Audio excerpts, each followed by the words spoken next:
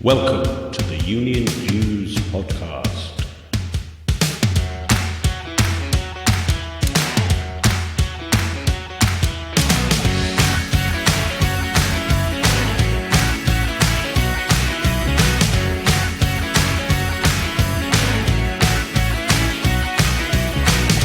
The UK's only all things union podcast, designed for your downloadable digital delight and appreciation.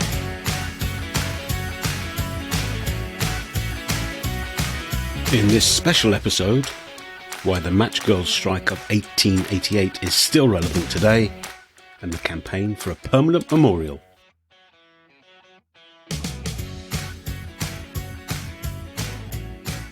We'll hang O'Brien's on a sour apple tree. We'll hang O'Brien's on a sour apple tree. We'll hang O'Brien's on a sour apple tree as we go marching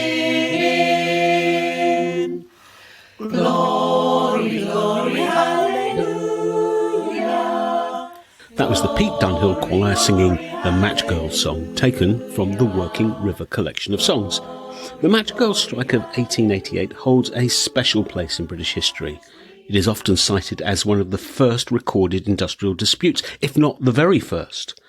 The story of how 1,300 girls and young women working with deadly white phosphorus at the Bryant and May match factory in London's East End said enough attracted immediate support from sympathetic, high-profile activists like Annie Besant, the Times newspaper, and the nascent Salvation Army, the latter building a rival match factory with safer products and better pay. The strike spawned a political, social and moral legacy that is still felt today in the spheres of union organisation, safer working practices and women's emancipation. But if you seek a monument to the Matchgirls, you will search in vain. Yes, there's the odd roundel set into the pavements of Spitalfields, a celebratory poem on a board in the 2012 Olympic Village, a prize-winning poster in the TfL Museum's collection. That is what the Matchgirls Memorial charity seeks to put right, a permanent and suitable recognition of the dispute and those who took part in it. The latest development in the campaign is a book of prose and poetry inspired by the strikers. We'll be hearing from the winning entrants later in the programme. First, here's Samantha Johnson, chair of the charity, on how she discovered her own family's connection with the strike and how that led to the campaign for a lasting memorial. We go marching. Sam, your great-grandmother was very influential in the Matchgirls strike, Sarah Chapman, but how did you even find out that she was involved at all? So it was very strange. I mean, very, very late on, in fact, only the end of 2016 that I found out by complete accident. So I've been doing some other family history and I'd been urged by other family members to investigate the male line of my father's family. And so I just basically typed into Google Sarah Chapman and Charles Henry Dearman, who was my great-grandfather. He was the one I was interested in. And then up popped this forum on Ancestry.com where a lady called Anna Robinson was appealing for information about Sarah Chapman because she had been a match girl in the famous 1888 strike. Wow. So this is what I was faced with. And of course, I checked some of the other details that she gave, and they spoke about Sarah and Charles's daughter, and that she lived in Bushey, and all of these things. And I thought, this is my family. These are my great grandparents, and it was a real moment of revelation. And I remember actually I was working that day. It was a Monday morning, and I basically told Graham, we were so excited. I think we spent the whole day Googling instead of doing it. It's been nothing short of a roller coaster ride ever since, really, because we've got more and more into finding out about the story and what Sarah did. So yeah, it's been a fantastic journey. So and what was Sarah's distinctive contribution to the dispute? So I mean, she was obviously one of the the 1,400 girls and women that went out on strike, but she joined the strike committee, and we believe that she was one of the three who went in to speak to Annie Besant the day after they went out on strike. And then also, because she was on the strike committee, she would have been involved in various activities they did, speaking in public. They went to Parliament to meet MPs, and she would have been in the thick of that. Afterwards, after they won the strike, they formed a union committee, and Sarah was elected to be on that.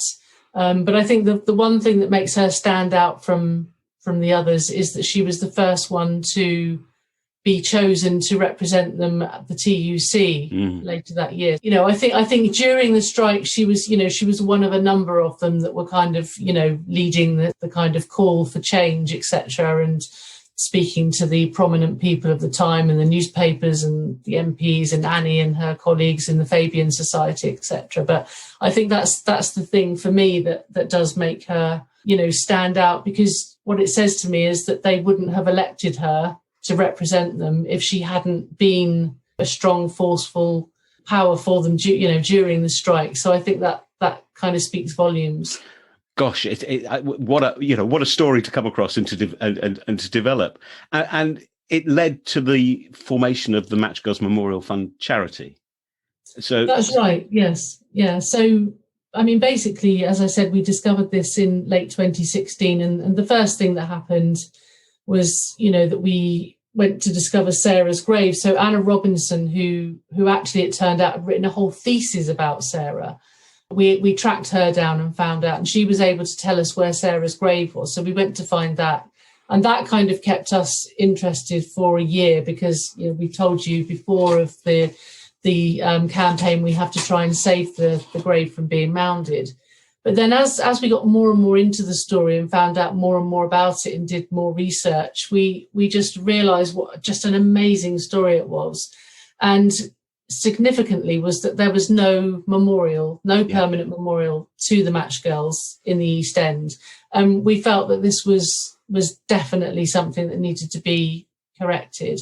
So we set about setting up this charity, and we formed the charitable company in March 2019. And we now have a almost 20 strong team of people who represent unions and activists, and there's other descendants on the team as well. And we've just got a fantastic group of people that are helping us kind of forge ahead to meet the aim of getting a statue and other memorials. In fact, we're not just set on statue. It could be a mural or other plaques and things like that to represent the different things that all of the Matchgirls did. We go marching. Matchgirls at Whitsun, 1888. They clatter out of the Paragon, fringed, feathered, foul-mouthed, singing at voice tops, filling the air with sparking exuberance. Arm in arm, a battalion in beer, cheeking the chaps that catcall from curbsides, offering to treat them. Mary doubles up with laughter so hard she says it makes her teeth ache. At each alleyway and street corner they turn another girl loose until only two are left to say goodnight. Maggie becomes a song disappearing into darkness. Sarah, at the lodging door, hopes Mrs. Meany has glued herself to sleep amongst finished boxes stacked high on the table. Hopes she isn't waiting up with a "what time do you call this?" "You'll catch it when they lock you out for half a day." A whispered baggage. Fossy jaw set to chew so hard at Sarah she has to look away. Hopes there'll be no "out on your ear if you don't make the rent," to follow her up the wooden hill, to a damp bed shared with a killed mood, to work rosary beads through her fingers, pray for change, wake in the night with a start, to see her work things glowing away on the chair like an omen or a visitation. We go marching. That was Sam Johnson, chair of the Matchgirls Memorial Charity, followed by Emma Pursehouse, reading her poem Matchgirls at Whitsun, 1888. The legacy of the strike in terms of drama and music is comprehensive and varied. Graham Johnson probably knows more about this than anyone, so it was great to chat to him to get an overview of a crowded space. He'll be followed by Debbie Rolls reading Saturday Night. We go marching. The Matchgirls were clearly important to their families and their descendants, but there's a wider resonance, a wider connectivity between the Matchgirls and the dispute, and lots of other things as well. The connectivity is in how they all suffered from working in the factories and at home. The factory that we're talking about, Brian and May, was set up in 1861. And by then, phosphorus had been discovered and was being used in creating matches. In the UK, a chap called John Walker is credited with producing the first friction matches, but he didn't use phosphorus. And phosphorus came in, it was invented, or the phosphorus match was invented around about 1830 by a Frenchman called Charles Sawyer. And so matches started being produced using this white phosphorus. And by 1938 or thereabouts, 38, the 40s, cases of necrosis were being discussed. Now, in necrosis meant that these workers using the phosphorus compounds were absorbing it because, of course, they stayed at their workstations for food and all the rest of it, and all day. And the people working at home would have had phosphorus around as well. The manifestation of it was problems with their jaws, usually. Eventually, teeth dropped out and bones began to dismantle, and people actually literally could lose their jaws. And this is known as fuzzy jaw. This is the word that you will come across. So there were loads of cases of these. It wasn't the only danger. Little kids would suck on matches, and they would die. There's reported cases of kids dying just through sucking on matches. And by 1852, Dickens was reporting cases in his newsletter. And so there was a lot of problems arising from the use of this so-called white phosphorus. By 1860, in London, there were reportedly 29 small factories producing matches. And these were like small industries, no control over conditions whatsoever.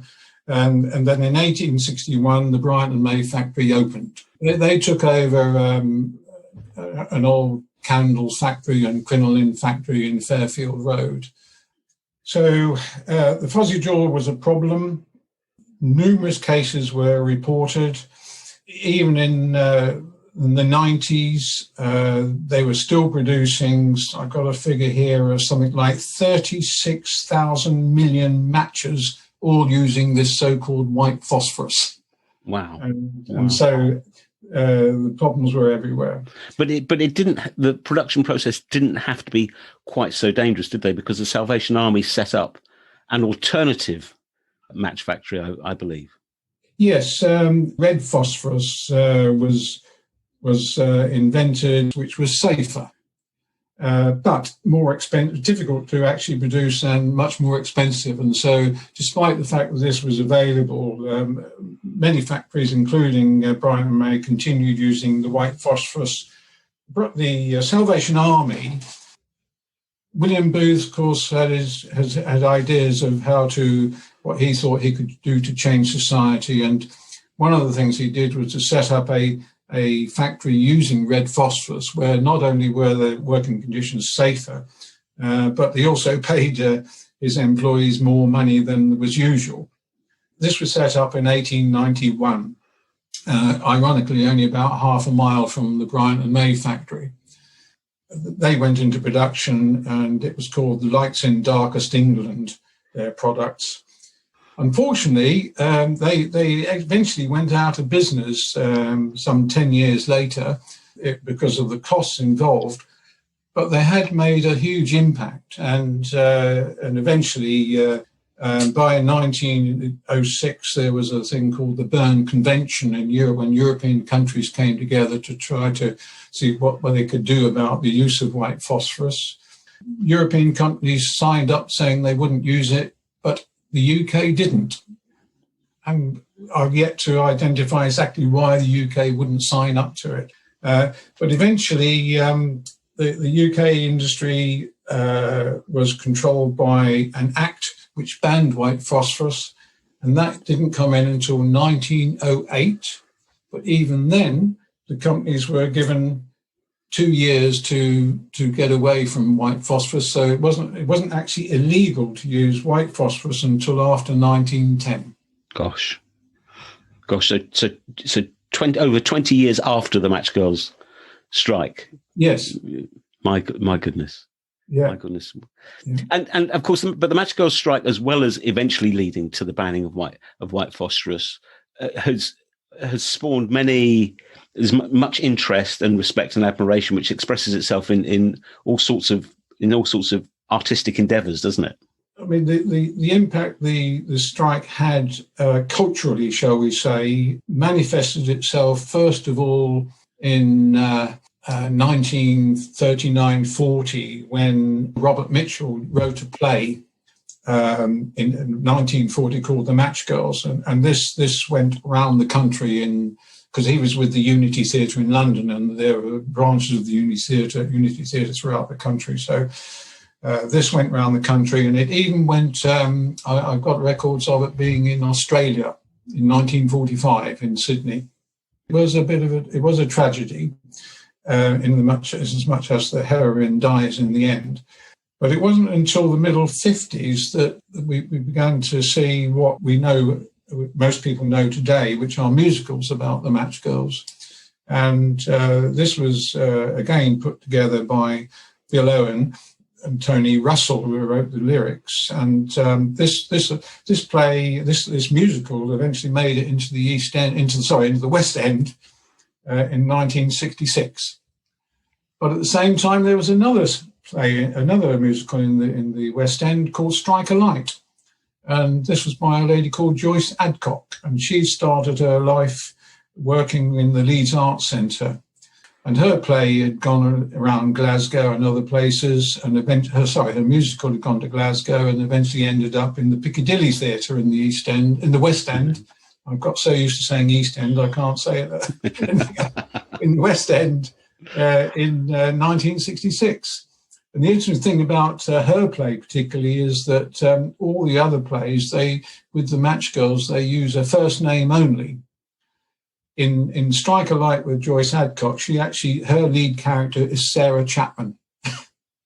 So that's the story of the plays. Music, Matchgirls have influenced music in as much as even today you can find recordings people have made of, there's the Battle Hymn of the Republic, John Brown's Body Lies a Mouldering in the Grave. Well, the Matchgirls are known to marching along the East End singing, they'll hang old Bryant on the old apple tree to that very same tune. There were songs created for the anniversary, the 100th anniversary, by a chap called John Prosser and Bob and Jill Berry, a song called England's Glory. And more recently, Matt Hill at the People's History Museum in Manchester has recorded songs about the Matchgirls.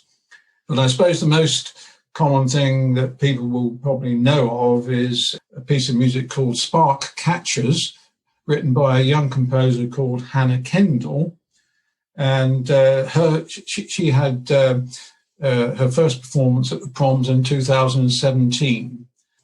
And it seems that the story of the Matchgirls is so embedded across such a wide range of cultural ideas, formats, and expressions, and yet there is still no memorial to them. No, and which is like peculiar, isn't it? If it's something that for good reason, so many people feel an empathy with in so many different ways. There's just that missing step to commemorate their role in our history. Yeah, well, we hope that the publicity that we're creating will inspire someone to step forward and say, hey, I want to do a film, I want to do this, I want to do that. As we go marching. Saturday night. We put on our armour on a Saturday night.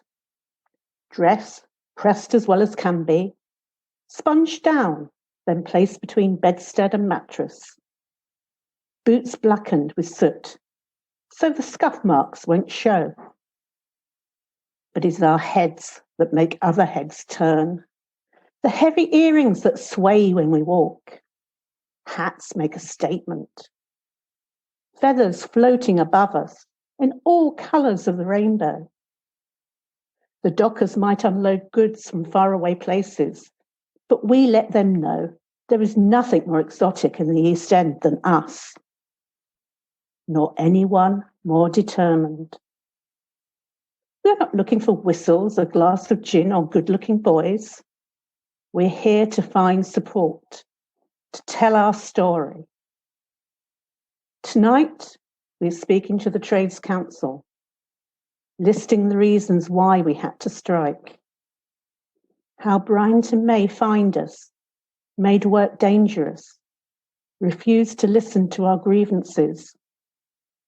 When Annie Besant exposed their exploitation, they tried to scare us into submission. Now we speak for ourselves. Saturday means solidarity. Collecting our strike pay together, explaining the justice of our cause to others. Matchgirls would dance again on a Saturday night. Today, we are dressed for battle. As we go marching in. Debbie Rolls reading her composition Saturday Night, preceded by Graham Johnson on the Matchgirls' artistic legacy. There is a distinctive resonance of the Matchgirls strike to today's politics. I'd argue that Sarah Chapman and her fellow strikers would see similarities with the Me Too and Black Lives Matter movements. Director, writer and activist Polly Creed and Neil Jameson, who's been described as the first and most experienced modern-day community organiser, tell me about how the events of 1888 relate to today. As we go marching in. Polly, if I could ask you first, what's the relevance, if you like, the legacy, the resonance of the Matchgirls dispute to kind of youth and community-led activism today? I think there's amazing parallels with kind of what happened then. You know, you saw sort of 13, 14-year-old girls. We know, some of the young women were that age who were on the strike committee, leading this kind of this group out on strike. It has massive kind of parallels with, I think, what's happening today with the youth climate movement, with kind of other, feminist movements. And I think there's a real lesson to be learned as well, drawing on the past, in particular, I think, kind of socialist and union history, and kind of injecting that into the kind of current wave of activism that we're seeing. So much of which is based online, which is really powerful and means that there's a kind of democratization of activism and of the kind of platforms, but also learning lessons from these amazing women and men that have gone before us. And kind of the more traditional roots as well of that activism. And I think just as well, rediscovering these moments of history where I think a lot of the time, it's really easy to sort of disparage young women, teenage girls. They're kind of often depicted in the media as kind of just screaming over sort of One Direction and boy bands, but actually realizing that there's this kind of amazing radical history of young women often being leaders, often really kind of rallying other young women. And I think in particular, just kind of recognizing as well the impact of the Matchgirls strike potentially on other kind of union movements. So for example, the Dockers strike, but also thinking about women's rights in general, and just really recognizing that it really started with this kind of these working class women, many of whom were from migrant backgrounds, and making sure that we don't just think about middle class feminists that were very suffragettes that were very sort of privileged, but thinking about people perhaps that are often overlooked. Absolutely. And you referenced the dock workers' strike in 1889, the year after the Matchgirls strike. And Neil, the political legacy of the Matchgirls, I mean, there is a clear link, isn't there, between what they did and then what the dockers did and subsequent events as well? Yeah, absolutely. I'm a community organizer, and I've spent my time as an organizer trying to teach what other people have said before, is that all change comes from the margins. The Matchgirls strike is a classic example of something which was sort of invisible. It wasn't capitalized on by anybody really until, frankly, the Matchgirls Memorial came along, which has made it much more popular and up to date. And as Polly says, it's got lots of messages, particularly for young women, about how change takes place. When I came to East London in 1994, I did study the history of East London and wanted to do something which was and my job was to build an organization of local people to fight for justice and so on. And so I fell upon, because I didn't know the story before, the story of the Matchgirls, because I do think that those women were either daughters of or married to or partners of the men who then decided the next year that they had to do something. And it's very important to make that distinction. The first industrial strike, as I understand it, was by women. And that was called the Matchgirls strike. It happened. A lot of help from other people and so on, but nevertheless, without the courage of those young women, it wouldn't have happened. It then led to the next year. You can imagine people talking over the pub and what have you, to saying, "Oh, what's your partner doing now? What's your daughter doing?" And then they would have talked. The men would have talked, definitely, because the women still played a part in the docker strike by feeding the men for a long time. Because, of course, they got no money once they struck in 1889. But that is relevant for today, that basically this movement started with women. The dockers' strike started, was cemented, the trade union movement itself. The Transport and General Workers Union came out of that, now called Unite, came out as a result of that strike, basically. The Labour Party came out of that. So the sequence of women doing stuff, then the men doing stuff, then them beginning to organise. And then, of course, the Labour Party in Keir Hardie, the first Labour MP, was actually elected by an alliance of friendly societies and other groups. It wasn't really, the Labour Party didn't exist until all of that stuff had happened. So very relevant for today, and particularly very relevant for the history of most change comes from the margins. It never starts in Parliament. That's what we got completely gaga about. Everything has to happen through Parliament. In reality, change comes from people like those young Matchgirls who said, enough's enough. And in terms of the history of the East End, the Matchgirls and the Doctor Strike also started a process of transformation. I understand that the way in which that part of the capital developed and regarded itself changed.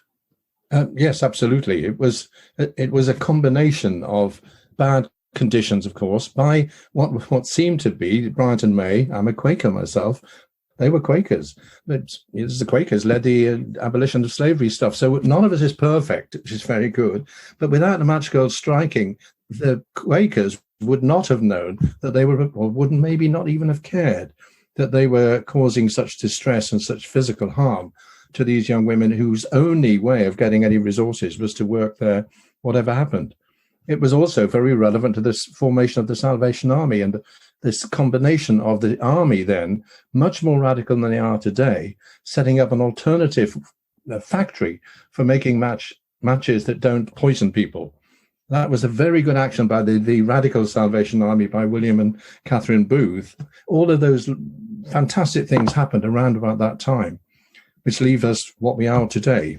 So that people have got to continue to organise in order to see off social injustice. Well, that's what I wanted to say, and that takes us back to the work that you're doing, Polly, and the Matchgirls musical that you are writing, composing as well. The notion of citizenship and of that being something that is valuable, that is not kind of God-given, as it were, or comes from the sky. It's something you have to develop and build and fight for, and the solidarity that is part of a notion of citizenship are those ideas that we see expressed today. Can you trace those back as well? Were the Matchgirls the cause of that, or a fundamental iteration which gave it the momentum that's carried it forward over 100 years? I think so. I mean, whether it is traced back enough is the question, whether it's really kind of acknowledged and celebrated. I think it was part of this kind of moment in history where there was so much happening. And I think the Matchgirls were kind of absorbing that in the East End and would have had kind of political agency and awareness as well, which is something that's also overlooked sometimes in the story. I think sometimes when it is taught in schools and things, there's this idea that, Annie Besant came along and kind of, who had this, had a major role to play, but that it was kind of overnight, it came out of nowhere, and sort of this idea of striking and things would have been completely sort of alien to these women. But I think that, from what we do know about them, it shows that they did have kind of political agency and were kind of engaged. But I think it was part of a kind of wider web of things going on at that time. But I do think as well, it was a massive, and to excuse the pun, a spark that led to kind of huge other social change. And I think that Neil's right as well about change coming from the margins. I was thinking about, as you were speaking about the Me Too movement and the fact that, that started off, I think, in 2006 or 2007 as a kind of, it was a really marginal movement that was started by a woman called Tarana Burke. And then, gradually over time, it was kind of picked up by Hollywood and suddenly kind of thrown into the spotlight in a different way. But most of these movements come from marginalized communities sort of doing it for themselves, and then, get picked up by the sort of the press and the fashionable sort of elite at the time. And I think that's something that it'd be really, I think we need to recognise more today, especially with kind of a lot of the tokenistic activism that we see, but are really kind of tracing it back to grassroots movements as well. Yeah, I mean, the Matchgirls, anyone who teaches the Matchgirls or looks at the Matchgirls as history is kind of missing the point somewhat, I think. Neil, what do you think would be the most appropriate memorial for the Matchgirls? In a way, it's not so much the statue or the pictures or the paintings. It is exactly what Polly's doing.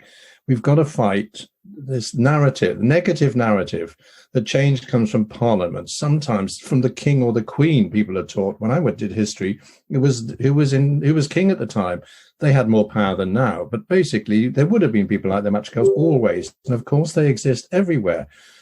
Young women, young men, older men, what have you. And as Polly says, frankly, the movements which we've seen grow up in the last few years, really, Black Lives Matter, it's another example. It's quite helpful if Hollywood picked this up, but it's not helpful if they then make it just the pretty ones get involved or just the really eloquent ones got involved.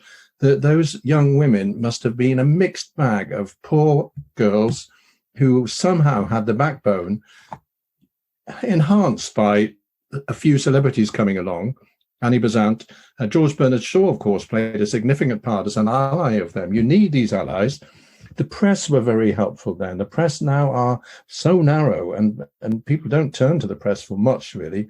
But the role of the East London Advertiser, who constantly, and the Times was very good. They reported on the strike. That really got the Bryant and May panicking. Of course, with the Dockers strike, the Cardinal got involved.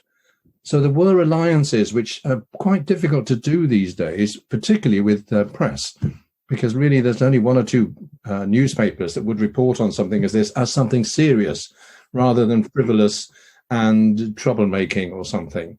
It was historic. And so if we can get a statue up, and if people will help us with the resources, to a certain extent, I don't mind where it goes, so long as around there is the story through teachers and the right teaching of history, is that you could do this. It has to be, this is relevant to what we're doing now. It's so relevant that the plight of women is still relevant, absolutely relevant to some of the things that happen, and the plight of minorities and people of color and so on. Organize, agitate, and teach people how to do this. And on that point, Polly, I mean, what are the sort of educational resources that the Trust can offer people if there are teachers in any sector of education who'll be listening to this? What are the sort of things that can be provided off the shelf?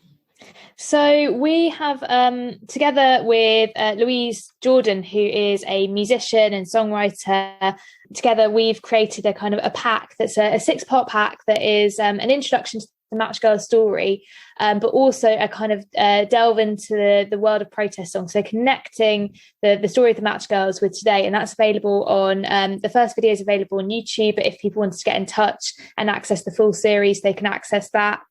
And we're kind of developing more options in terms of drama workshops. We're really, really keen to kind of work with young people. And I think connecting with what Neil said, it's that idea of visibility. And I think for me, growing up, I'm sort of in my mid-20s now. So, the stories I've heard about, strike action was, my mum talking about the miners' strike, was, people, talking about the sort of poll tax, all of that. And it felt to me like that kind of radical history was something that really belonged to white men. And I think that just this story for me feels like the story that I wish I'd known when I was 13 or 14, and just that idea of seeing people doing it that are similar to you. And I think often when you're that age as well, and you're, especially for young women, it's really you're plagued by self-doubt and just even kind of speaking out in your own voice. It can feel very kind of daunting, but actually hopefully learning about the story offers kind of insight into the fact that anyone can do this, anyone can speak out against injustice. We go marching. One thing that Polly said really, really did make me think. It's about how, you could do this now. You can always speak out against injustice. That's the real golden thread that links the Matchgirls with what's happening today, because there are certain things that demand a response, that can't be left alone, that need to happen to create a fairer, more just society. And they speak as loudly to us now as they did 120 years ago. Let's have our next reading, which is from Eleanor Walsh, who is reading her composition, Strike Anywhere. We go marching. Strike Anywhere by Eleanor Walsh. At the bench again, match fingers working from memory. You're reliving last night's ostrich feathers, the colour of the sky that hangs over the factory's high ceiling. Glue and dust growing now like an extra skin. Pretty, weren't you? In the music hall, everyone said so. The double-ended lucifers in your fist require only friction. Not along the red edge of the box, but anything at all, and you think of this when the other girl has sixpence swiped for a tray that topples from her hands. Only friction, a bright fissure through the air that sounds like breaking before the flame finds its way.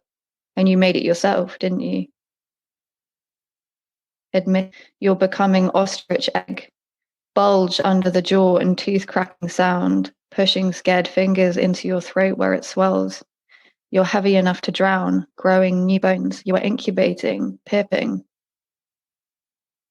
Breaking up when you bite down, but last night alone you sang the words at the ceiling after the show and thought of the ostrich feathers that moved on the dance floor as if they could take flight, the blue of the great outdoors. With matches breaking in your wet fist before raining down, you hear the same old music play now as you push through this cruel eggshell, a flame's fissure through the air that sounds like breaking. They're scavenging pennies from you, but you're suddenly starving and sobered up, balled up and matchbox small, like a fist for the fight. We go marching. I hope you've enjoyed spending the last half hour or so in the company of the Matchgirls. My thanks to Samantha, Graham, Polly, Neil, Emma, Debbie and Eleanor for making it happen. If you want to find out more about the dispute, the strikers and the campaign for a permanent memorial, you can visit matchgirls1888.org, from where you can also buy the anthology of poetry and fiction we've had readings from. There's a companion blog for this podcast over on the makesyouthink.com website, giving you all the links, signposting and background to what we've been discussing, and also to the writers we've heard from. The Working River collection of songs, including the Matchgirl song that we've drawn heavily on in this episode, is available from gftu.org.uk. It's a great collection of songs, and you might like to look up the Union Jews special episode on the Working River collection, available from the podcast platform of your choice. You can contact the show by email to unionjews@makesyouthink.com or tweet us at JewsUnion. Feel free to let us know what you think and suggest other themes for one of our special episodes. The Pete Dunhill Choir will play us out, but first there's time for one last reading, Painters by Emma Pershouse. as we go marching in. Painters by Emma Pursehouse. She stops by the bench, her dog yapping at Bow Churchyard pigeons. She glances at my Tesco Express name badge. Lunch hour read, she asks. I wave my book at her. Yeah. You into art? I'll give up. Yeah. You? Me? She's distracted by council workers arriving. Maybe. A little. You draw? More of a painter. What kind of things? Hands, mostly. Difficult things, hands. She looks at me then, sharp eyes staring straight into mine. You an artist? God no, unless you count arrangement of product onto shelves. Oi! She makes a sudden beeline for the workers. Leave it! The workers ignore her, clean stains from the statue's upturned palm. She looks shaken. Let me buy you a coffee, I say, from across the way. I return, find her sitting on my bench, dog snuffling at her veined hands. I perch beside her and it pours out, her tumbled, jumbled lunch hour history lesson. Now, then, blood on hands, slaves, matchgirls, coffee beans, 0 hours, sweatshops, remembrance. That night, she foots the ladder. I redaub Gladstone's hands match head red. As I attempt to return her paint, she refuses it, pats my hand. Yours now, dear, she says. We go marching in. Ask him how he'd like it if his wife got fussy jaw. Ask him how he'd like it if his wife got fussy jaw. Ask him how he'd like it if his wife got fussy jaw. As we go marching in. Glory, glory, hallelujah. Glory, glory, hallelujah. Glory, glory, hallelujah.